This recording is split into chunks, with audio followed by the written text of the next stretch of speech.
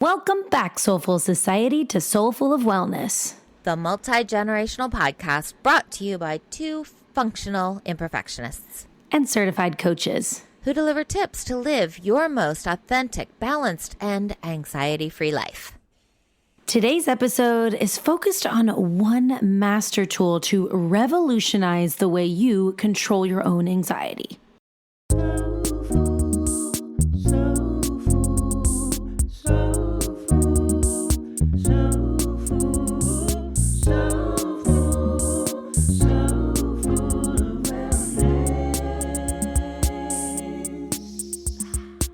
We were digging around the archives of Soulful of Wellness recently and both came across this episode that is really resonating right now. I needed this one. Me too. Sometimes we're the ones on it, but I completely forget. Like I'm sitting there going, tell me the super tool. What is it again? Like, what's Triple A? Right?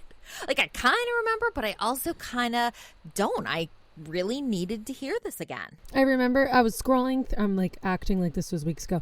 This was days ago. I was scrolling through our Rolodex and came across this one on anxiety. And I'm like, well, that's always relevant. Let's give this one a listen. But I was happy to rejuvenate my brain with the super tool that honestly I forgot about, you guys. I pretty much forgot about it too. I don't know how, because when I hear it, I'm thinking, how can I forget that? It works. Why do I drop off these habits that I make that work, but life just gets in the way? I don't know. I can't explain it. But good to hear it again. I'm back at it. It makes me question, what have I been doing to manage my anxiety? Like I'm trying to think, like, what tools have I even been using, you guys? I think I've been on like autopilot survival mode. I'm trying to think. That's possible. I have been utilizing breath work more. For example, this morning, I almost like jetted out of bed really fast. Like JC said to me, I got to catch my plane. I'm about to leave. Like jolted my body out of bed. So I like slowly put myself back into bed and did some square breathing. I got to say it worked. So throwing that tool out there again. Yay, you. A little bit of breath work. Way to approach the day with intentionality. I could feel it in my chest, like getting out of bed that quickly and in a rushed energy. I could feel that setting the tone for my day and was like, let's reel it back in. And you can actually feel the effects in the moment after a couple of rounds, and you can like physiologically feel yourself like, okay, I'm calming down. All right, let's get ready for the day. That's why we keep coming back to it. Because it's an instant gratification fix. My biggest tool that I've been leaning on lately is just making the list, writing it down to get it out of my head onto paper. And I'm feeling overwhelmed. I'm feeling like there isn't enough time and I'm never going to get it all done. And then when I put it on the list, no matter how long the list is, just seeing it makes me think, okay, it's not as bad as it felt. Look, it fits on a sticky note. It can't be that bad. The art of taking it out of the brain and putting it in a visual space where you can see it makes it shrink a little bit, makes the pressure or the stress not go away, but looks a little bit smaller. Feel manageable. There's a lot going on in our brains. We need to release some of it, make some space. All right, enough of us going on with some little bonus reminder tools for you. Today, we are re-releasing an earlier episode that kind of cracked me up as I was listening to it because we were clearly feeling happy this day, which is nice.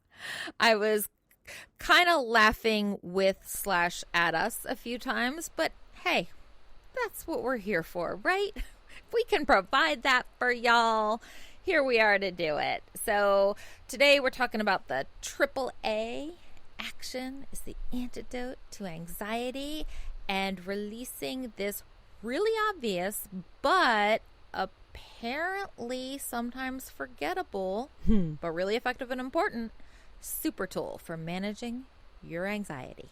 We love you. We hope this tool is a good reminder. We hope it's helpful. If it resonates, please feel free to leave us a review. We would love to hear from you.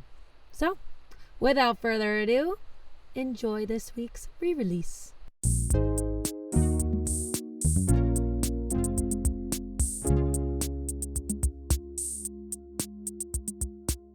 Today's topic, it resonates with us both. You probably know this very well if you've been listening for a while. And if you're new, welcome. Kit and I are certified coaches who also have had struggles with generalized anxiety, perfectionism, all those lovely, lovely common things. And today we wanted to dive into worrying, control, and really one master tool that you can start doing today to make your life feel more free, make your brain nice and happy. This is one of those things that when you hear someone say, you think, how have I lived this long without this? And why did I need someone to come up with it for me? It seems so basic. How did I never just come up with this on my own? Release self-blame, self-criticism, let all that go. We're about to share it with you, and it will revolutionize the way you approach your anxiety, your worries, and even your potential control issues. So before we get into the master tool, I wanted to talk a little bit about anxiety in general, just things that we've observed through living it, and also what we've observed sort of in today's culture and social media and things like that. And I personally have had an interesting journey, even just with identifying with generalized anxiety disorder. I'm actually at a point where I don't like to label myself or say, I have this, I am this. Not one of your character traits. Right. It's not a part of you. Not something that defines you. Not one of your essential places of operation. And I know sometimes it feels like it might be, but it's the difference between temporary and an enduring character trait, something that you're never without. I'd like to think, after all the work you and I have both done, that we've come far enough that there are significant portions of life where, although it might be completely gone, anxiety is honestly far away from us. It's not something that's imminently impacting how we're operating at those times. For sure. And I like to reframe anxiety. It's not this big monster thing or this characteristic that you are. Anxiety. Like, I want to peel back that disguise or that mask a little bit and basically explain that anxiety is an experience.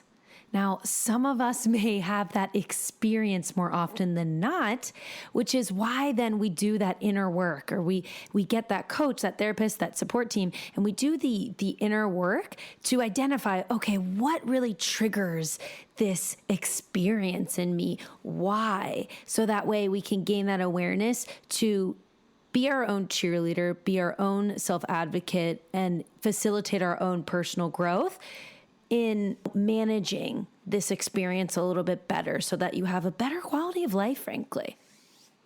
Anxiety would love for you to believe that it is all those things you just described that it's not.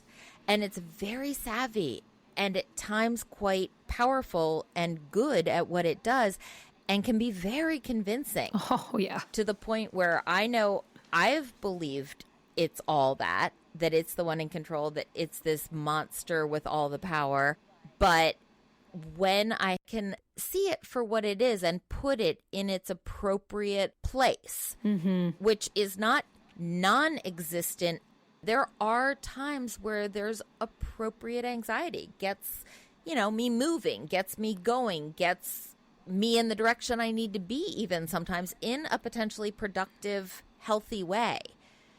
But all that extra that really is unhealthy, that's what it's not, unless we let it be that. And we're here to say, don't let it be that, and help you with this one particular methodology to help anxiety not be any bigger than it really is. Yes. I love that. Like, don't give it that power of, we love to use personifications. And I mean, Tame Your Inner Gremlin by Rick Carson. I mean, he really brought that out in us as coaches, I feel like, as like a really useful coaching tool. Like, I love the way you described that, Kit, of this. I just imagine this big shadowy figure. Oh, yeah. That is anxiety, and us just dissolving that with all of our tools. All of us together, we can dissolve that own. He wants to look like a scary monster. It's absolutely like Oz behind the curtain. Yes. Yes. And then Toto pulls away the curtain and everyone's like, seriously? You're just this? Yeah. He's like, oops. My bad. Yeah. So obviously anxiety is what we're talking about when it's the opposite of eustress, which is what you were talking about, Kit, with that productive stress that gets us going, gets our adrenaline pumping, and helps us in situations that warrant it. This anxiety that we're talking about, this experience, is when your brain is playing tricks on you. It's that negative self-talk. It's the what if worries. It's the rumination. It's the stories. We all are very, very good storytellers. We tell ourselves narratives all the time, which is why we're going to come up with another episode on manifestation, how to essentially change and manipulate that narrative inside our brains to something that's going to be positively useful for ourselves. Yes. Today, we're acknowledging when the narrative gets out of control and it hinders our ability to live a happy and healthy life. I think we've teased long enough. Let's set up our master tool for taming the monster anxiety. Step 1 is to notice your little anxiety. I'm going to air quote the word triggers because I think that word, although very useful at times, is rather overused and sometimes even misused in our society. But that's another tangent I'll try not to let myself go on right now. Jot these down. Jot them down on a sticky note. Jot them down in notes in your phone, whatever they are. Collect the thoughts that are provoking a little volcano of feelings in you, ones that are getting a disproportionate reaction within you than they actually deserve. Collect these for a little while. It can be a few hours, it can be a few days. Just get a little collection of these going. 2, carve out a time. And this is where we're going to say, make it a standing appointment with yourself. You're going to have it as your designated worry time. This is not time to worry. This is time to deal with the worry. And then step 3, here's the big one. Take it, Kaylin. Oh my God, I feel like you just passed me a really important baton there. Okay. Well, I figure number 1, you deserve it. Number 2, that's enough of my voice for a while. No, I love your voice. I'll give you the drum roll because this is it. Ready? Okay. Make a to-do list out of your worry list. That was so much better. I was trying to do the angels singing and it didn't sound very angelic. Yeah, we'll see when we listen to this back what that sounded like for both of us. Convert the worry list to action items. Do something about them. We've said this before, like it's my dad's favorite thing to remind me of is action mitigates anxiety. And think about it, right? There's a direct correlation between the experience of anxiety and perfectionism and the need for control. We are trying to control. Yes. Wait, ready? I have some A alliteration. Oh, go. It is action is the anxiety antidote. Action is the anxiety antidote. Let's go. Triple A. You just got to call on your tool, Triple A. Yes. Call Triple A. Oh my gosh. Kid, so creative. Triple A. Mic drop. Going home. Oh, I'm already here. We work from home.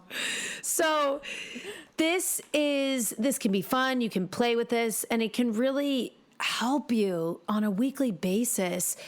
I love this idea of, okay, so you've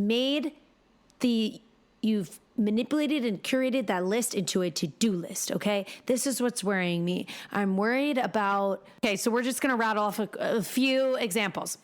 This is what it might look like.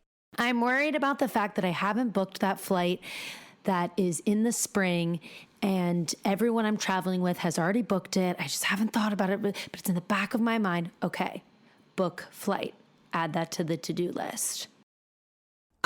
This is a very real. I was thinking, what is kind of just low-key bugging me, but more than it should, so that it's crossed into the realm of causing me more anxiety than it's frankly worth. A good friend of mine is having a yard sale in 2 weeks, and there are certain things in my house that I'm so psyched to get out of my house, but all the steps involved from my house to her house, it's not as simple as it sounds. It's borrowing a truck, it's cleaning the things up because they've been living in my basement, getting them washed off, loading them into the truck, driving them about 20 to 30 minutes, dropping them off. It's all these little things, and it's just causing me this crazy disproportionate amount of anxiety. So I was like, hey, follow your own tool. Put them on the list. And I have now blocked out when I'm going to do each step along the way. When it's going to happen, I already know. And I didn't do it all at once because that would just be a whole bunch of dread for me. So now when those worries start cropping up, I can easily say, whoa, I have this under control. I know what to do. I know when I'm going to do it, and I know that it will happen at those times. And I can honestly dismiss the anxiety in that minute, and it feels good. It makes me feel powerful and in control. Love that for you. And what I'm hearing is two themes. One, being overwhelmed. The experience of thinking about all the steps it's going to take. And that overwhelm ended up taking up valuable space in your brain. So what I'm hearing is this tool allowed you to free up your mind, because now you're not worrying about what you have to do because it's on the list. You know when it's getting done, and you know you're going to check it off. It's no longer looming in the ether, floating above our heads. So that's something I really should do. Yes. Shoulding ourselves. The shoulds and the worries. And so now I love to hear that it seems like you kind of have a new sense of freedom and free space in your mind to live. Yes, I feel empowered because they're things that I don't really want to do. They're just stupid little things, but I'm like, oh, God, that.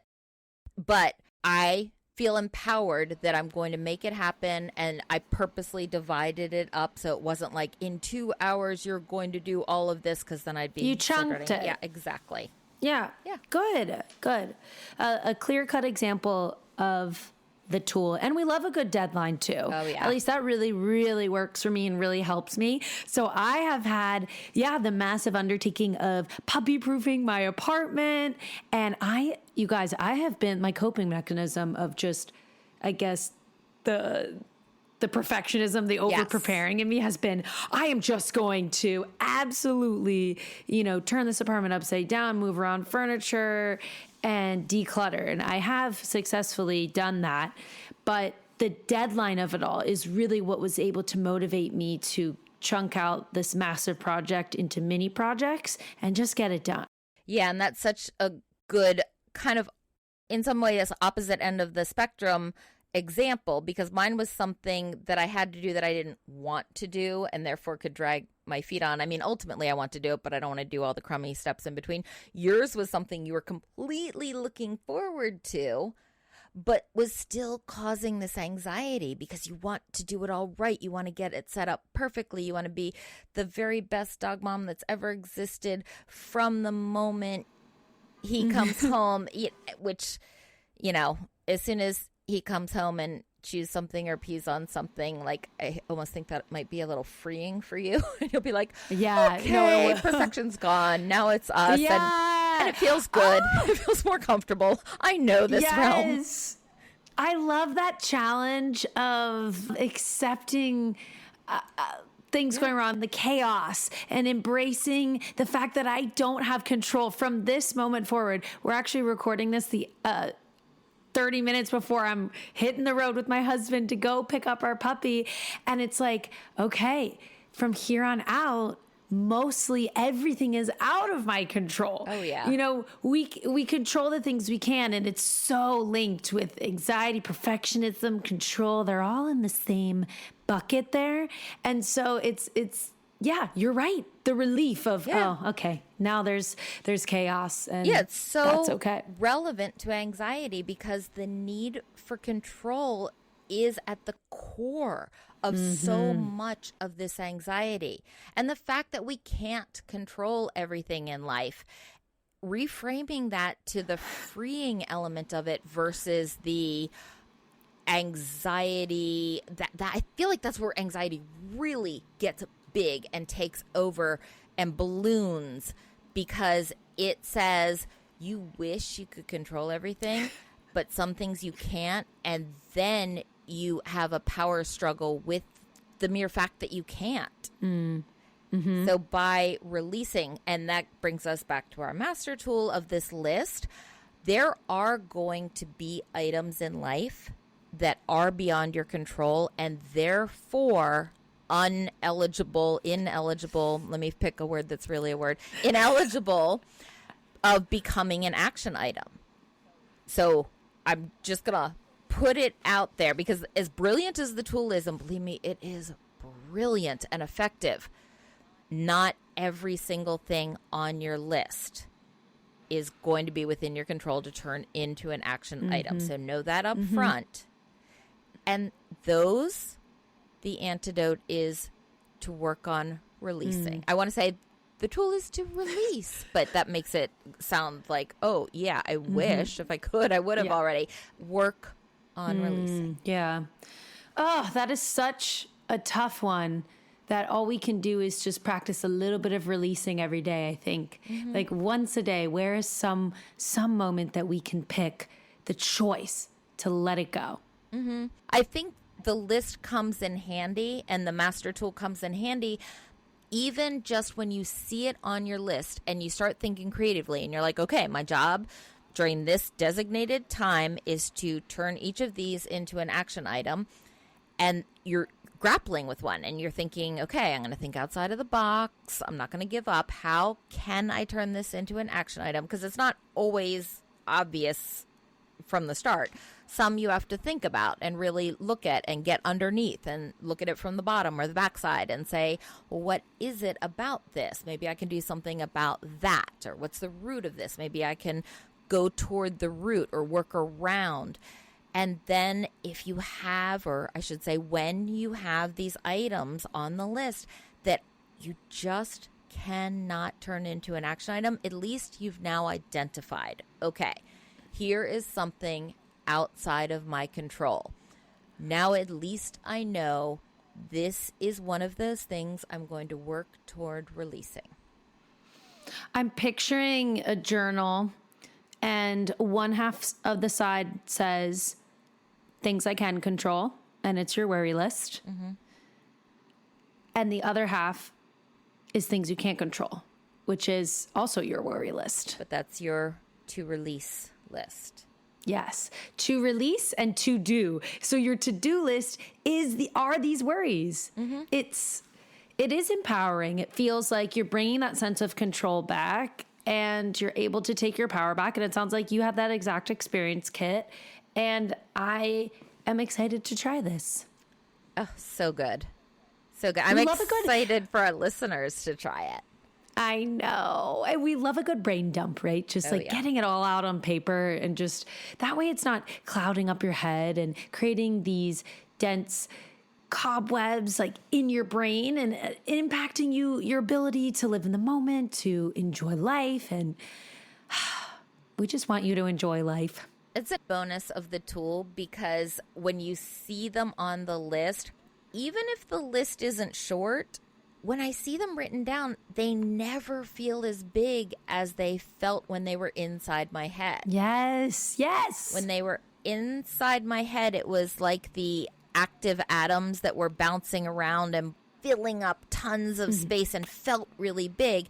And on the paper, even though the list is not a short list, it still just seems like, oh, that's all you are? I really thought you were going to be bigger than that. Like, I really thought you guys were more than that. Almost laughing at them a little, like, okay, you had me for a while, but now I see you're really not all that. Yeah, and the list allows us to slow down, get in touch with ourselves, take a breather. Like adding this into our routine is helpful for self-connection, self-growth, self-care. It's just another thing that you can be doing to take care of your mental health and well-being. That's why we recommend to clients at least once weekly. Yeah. Implementing this tool for yourself once or twice weekly helps contain the worries to their warranted space. Yeah. We're only giving you this space, worry. We're going to look at you. We're going to write you down. We're going to take a look at you. Yeah. Acknowledge you, and then decide what we're going to do about it. And for the other half that are just too big and out of our control, we're going to look at you with love. We're going to acknowledge you. We're going to acknowledge our feelings, and then we're going to let you go.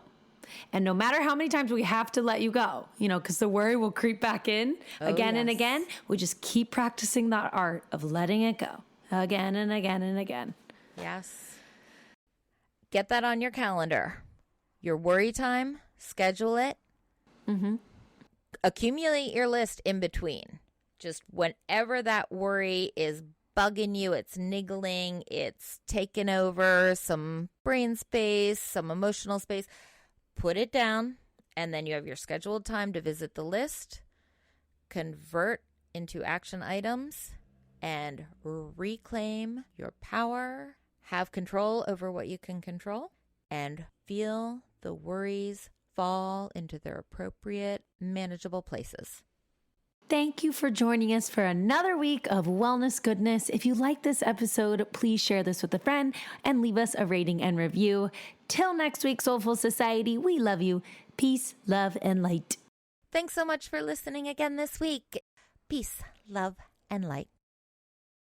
The Soulful of Wellness hosts are certified health and wellness coaches. This podcast is intended to inform and entertain listeners on their wellness journey. This podcast is meant to enhance, not replace, listeners' care from doctors, therapists, or other medical providers. So full of wellness.